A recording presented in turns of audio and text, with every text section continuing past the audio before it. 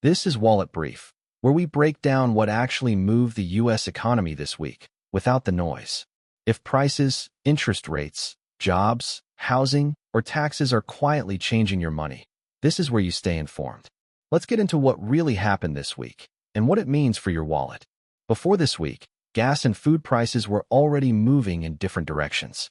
Through late 2025, gasoline prices eased compared with earlier highs, helped by steadier energy supply and softer demand. At the same time, grocery prices continued rising, but at a slower pace than during the peak inflation years. Households entered 2026 with some relief at the pump, but lingering pressure at the checkout line. That split shaped how families felt about inflation, even when headline numbers suggested improvement. Over the past few months, gas prices fluctuated week to week, but stayed well below their earlier peaks. Seasonal demand slowed, and price swings became more regional rather than national. Food prices followed a different path. While overall food inflation cooled, categories like meat, dairy, and restaurant meals remained elevated. This created a steady pattern, fewer sudden price shocks, but little meaningful rollback of everyday costs.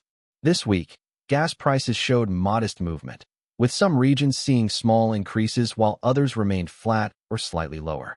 There was no nationwide surge, but volatility returned in localized areas due to supply logistics and seasonal maintenance. Food prices, meanwhile, showed continued gradual increases. Grocery bills did not jump sharply, but they also didn't fall. Restaurants continued passing higher labor and ingredient costs onto customers, keeping dining out expensive. Energy markets signaled relative stability, but analysts cautioned that prices remained sensitive to weather, refinery activity, and global supply conditions. For food, supply chains are functioning better than in recent years, yet input costs like labor, transportation, and packaging remain elevated. Retailers emphasize promotions and private label options to manage consumer resistance, a sign that shoppers are increasingly price-sensitive. The real trend in gas and food prices is uneven moderation.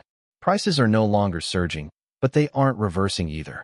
Gasoline offers occasional relief, while food costs stay stubbornly high. This is a mixed signal.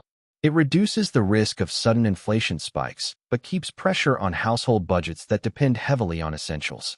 This week fits into the broader shift from inflation shock to cost endurance.